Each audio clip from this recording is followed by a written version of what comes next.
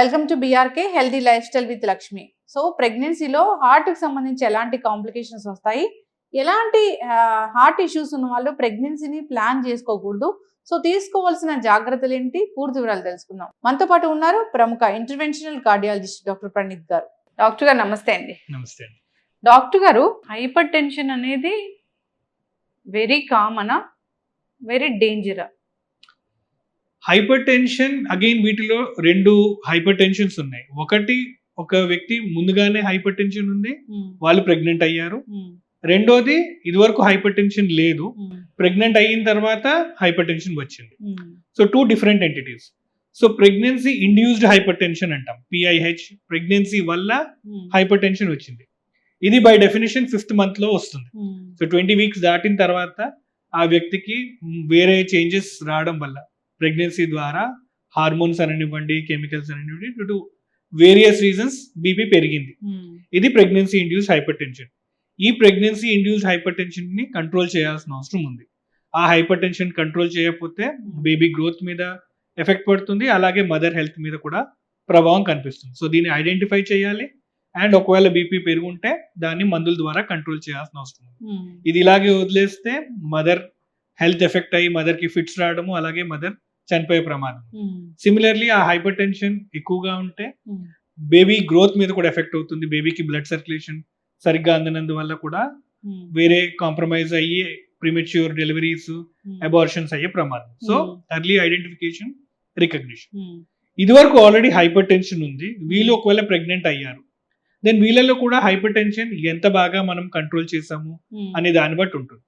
అయితే ఇక్కడ ఛాలెంజ్ ఏంటి అంటే, బీపీకి వాడే మందులు ఏవైతే ఉన్నాయో అవి ఇదివరకు ప్రెగ్నెంట్ గా లేనప్పుడు వాడే మందులు ప్రెగ్నెంట్ అయిన తర్వాత కొన్ని మందులు ఇవ్వలేని పరిస్థితి. బికాజ్ ఇప్పుడు మందులు ఇచ్చినప్పుడు మనం మదర్ గురించే కాదు, చైల్డ్ గురించి కూడా ఆలోచించాలి. ఈ మందులు చైల్డ్ గ్రోత్ మీద కూడా ఎఫెక్ట్ ఇస్తుందా అనే ఆస్పెక్ట్ లో మనం ఆలోచించాలి. కాబట్టి కొన్ని మందులు ఇవ్వలేని పరిస్థితి. సో బీపీ మందులు మాడిఫై చేయాలి, మాడిఫై చేసి అప్పుడు ప్రెగ్నెన్సీ కన్సీవ్ అయ్యి అప్పుడు ఆ ప్రెగ్నెన్సీ కంటిన్యూ చేయాలి. అండ్ ప్రెగ్నెన్సీ అయిపోయిన తర్వాత మేబీ పూర్వం వాడుతున్న మందులు కంటిన్యూ చేయొచ్చు. కాబట్టి ఈ రెండు, అందుకే ఆల్రెడీ ఒక ఎగ్జిస్టింగ్ కండిషన్స్ మీకు ఉంటే, బీపీ కానీ లేదైనా ఉంటే, ముందే డాక్టర్ని సంప్రదించి ఫిజిషియన్ ని కలిసి ప్రెగ్నెన్సీ మీరు ప్లాన్ చేసినప్పుడు ఇబ్బంది లేకుండా ఉంటుంది. Pregnancy induced hyper tension, regular antenatal checkups ఉంటే మీ డాక్టర్ ఐడెంటిఫై చేస్తారు, అలాగే మెడిసిన్స్ చేయడం ద్వారా కాంప్లికేట్ అవ్వకుండా మనం ప్రెగ్నెన్సీని స్మూత్ గా చేసే అవకాశం ఉంది. ఓకే, ఈ ప్రెగ్నెన్సీలోనే వచ్చింది హైపర్ టెన్షన్ అంటే అది కంటిన్యూ అయ్యే ఛాన్స్ కూడా ఉంటుందా? Many of the time pregnancy induced hyper tension pregnancy తో పాటే అసోసియేట్ అయ్యింది. ప్రెగ్నెన్సీ అయిపోయిన తర్వాత హైపర్ టెన్షన్ మళ్ళీ నార్మల్ అయిపోయింది. అయితే కొంతమందిలో వీళ్ళు పెద్దగా అయిన తర్వాత, మేబీ లైక్ 40-50 years అయిన తర్వాత వీళ్ళకి బీపీ వచ్చే అవకాశాలు కొంతమందిలో ఉంది. అందరికీ రావాలని గ్యారంటీ లేదు, ప్రాబబ్లీ రిస్క్ వచ్చే అవకాశం ఉంది. But majority of the times pregnancy ఒకసారి అయిపోయిన తర్వాత బీపీ మళ్ళీ పెరగదు. అయితే వీళ్ళకి ఒకవేళ ప్రెగ్నెన్సీ ఇండ్యూస్డ్ హైపర్ టెన్షన్ ఉంటే వయసు దాటిన తర్వాత బీపీ రావచ్చు. కాబట్టి వీళ్ళని అప్పుడప్పుడు బీపీ మానిటర్ చేసుకోమని చెప్తాం. మీకు బీపీ వచ్చే అవకాశాలు ఉన్నాయి, అదొక మాట గుర్తుంచుకోవాలి. బట్ నార్మల్ గా ఉంటే ఏమీ చేయాల్సిన అవసరం లేదు, పెరిగితే మందులు వాడాలి, అదొకటి అవగాహన ఉండాలి. డాక్టర్ గారు, అంటే జనరల్ గా చెప్పండి, హై బ్లడ్ ప్రెషర్ అనేది, హైపర్ టెన్షన్ అనేది గుండె మీద అసలు ఎలాంటి ప్రభావం చూపిస్తుంది? గుండెకి బీపీకి అసలు రిలేషన్ అంటే ఏంటి? సో హార్ట్ అనేది ఒక మోటార్ పంప్ లాగా. ఇప్పుడు మన ఇంట్లో ఎలా అయితే మోటార్ పంప్ ఉంటుందో, సంప్ లో నుంచి వాటర్ తోడి మొత్తం పైకి వెళ్తుందో, అలాగే హార్ట్ పనితీరు బ్లడ్ పంప్ చేసి ప్రతి అవయవానికి రక్తం పంపించాల్సిన అవసరం ఉంది. సో ఆ బ్లడ్ ఇప్పుడు గుండె నుంచి నా కాలు వరకు వెళ్ళాలి అంటే ఇనఫ్ ప్రెషర్ లేకపోతే ఆ బ్లడ్ అంతవరకు పోదు. సో బ్లడ్ ఫ్లో అవ్వడానికి ఇనఫ్ ప్రెషర్ ఉండాల్సిన మాట కరెక్టే.